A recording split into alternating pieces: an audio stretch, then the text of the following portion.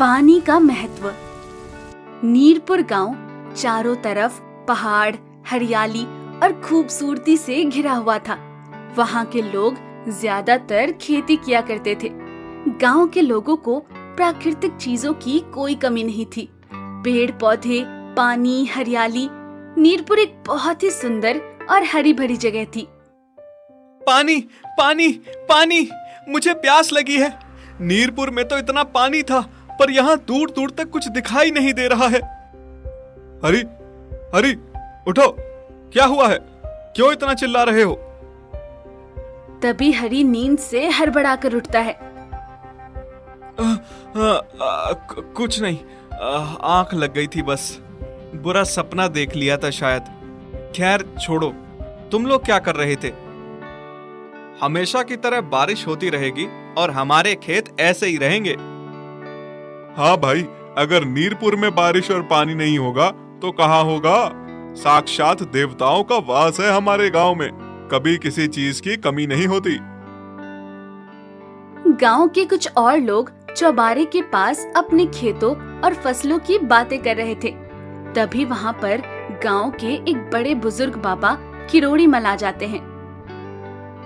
तुम्हें पता भी है, आने वाले समय में पानी सबसे बड़ा संकट बनेगा। हो सकता है कि तीसरा विश्व युद्ध भी पानी की वजह से ही होगा। अभी अभी देखे बुरे सपने की वजह से हरी का ध्यान किरोड़ी मल की बातों पर जाता है। बाबा, आप कैसी बातें कर रहे हो? हमारे पास इतने सारे तालाब, कुएं और झरने हैं, ऐसे कैसे पानी खत्म हो जाएगा? चारों तरफ तो पानी ही पानी है। वही तो समस्या है बेटा, तुम लोग समझ नहीं रहे। ये जो दिख रहा है ये बस आज है। थोड़ी दूर जाकर देखोगे तो तुम्हें कोई झरना, पानी, तालाब नहीं मिलेगा। पर ऐसा क्यों होगा बाबा? जब मैं छोटा था तो लगभग 100 किलोमीटर के दायरे में खूब तेज बारिश होती थी, और आज देखो बस 10 किलोमीटर ही रह गई है। समय बदल रहा है बेटा, थोड़े दिन जाने दो, हमारा भी पानी खत्म हो जाएगा। अब बाबा किरोड़ी मल की ऐसी बातें सुनकर रामू और श्याम दोनों सोचने लगते हैं और बोलते हैं। हाँ बाबा, लेकिन इतनी जल्दी पानी खत्म होने का तो मतलब ही नहीं बनता। ऐसे थोड़ी हो सकता है। हाँ बाबा, रामू बिल्कुल ठीक कह रहा है। अब तुम इसे ऐसा ही देख लो, 10 किलोमीटर के बाद वाले गांव में बारिश नहीं हो रही तो वो हमारे तालाब से पानी भर रहे हैं।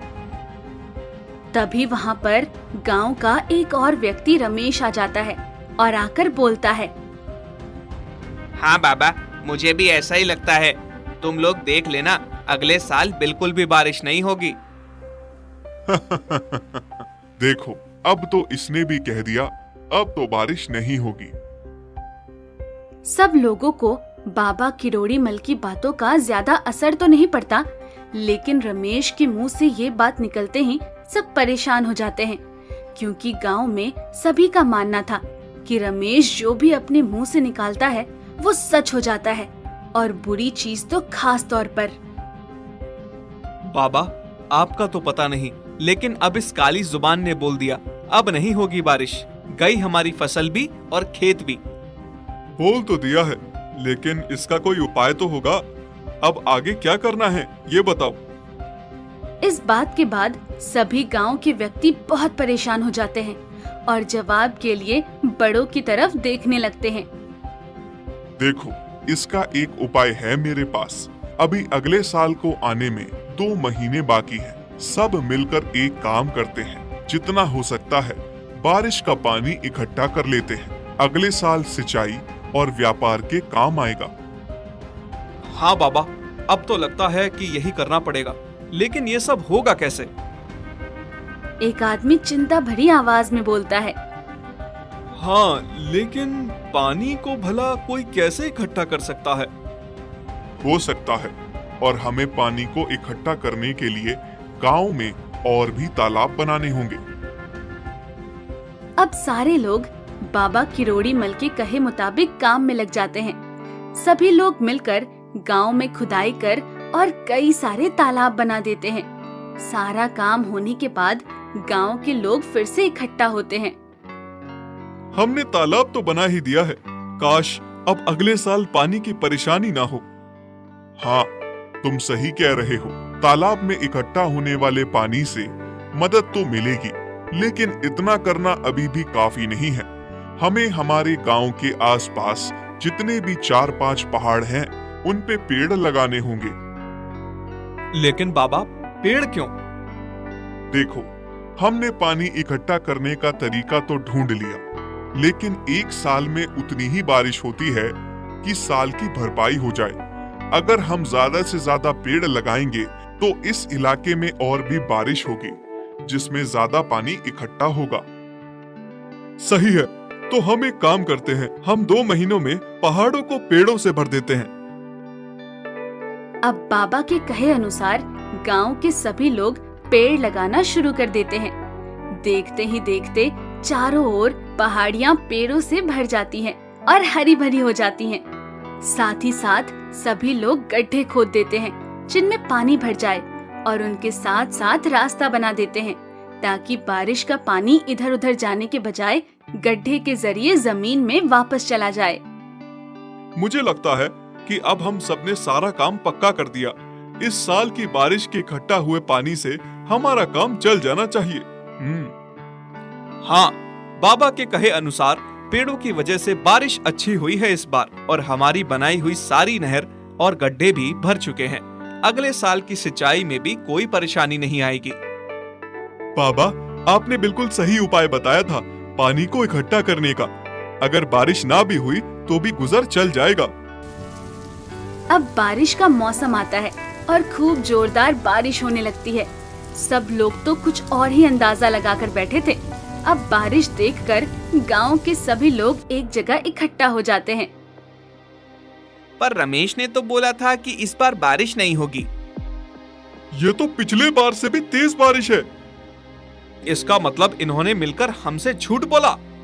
हाँ, और हमने जो बेवजह इतनी सारी मेहनत की, उसका क्या?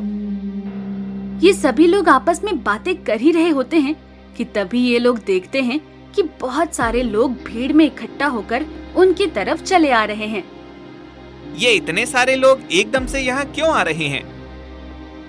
तभी गांव के लोग देखते हैं कि वो सभी अपने हाथों में फल और मिठाई लिए हुए हैं और उन सभी के चेहरे पर मुस्कान थी।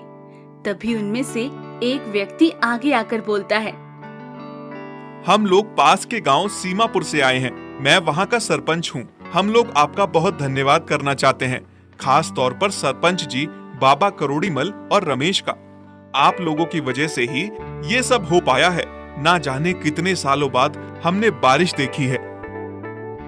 इंद्रदेव तो मानो हमसे रूठ ही गए थे। फिर वो सभी लोग एक एक करके बड़े लोगों के पैर छूने लगते हैं और उनकी आंखों में आंसू थे। अरे आप लोग ये क्या कर रहे हैं? कम से कम पैर तो ना छूइए। ये तो बहुत छोटी सी चीज है बाबा। जो आपने हमारे लिए किया है उसका एहसान तो हम कभी नहीं भूलेंगे। तभी बाबा किरोड़ीमल आगे आकर बोलते हैं, ये कोई एहसान वगैरह नहीं था। दरअसल हमें पता था हमारे यहाँ इस साल हर बार की तरह बारिश होगी। तो फिर आपने हमसे इतनी मेहनत क्यों करवाई?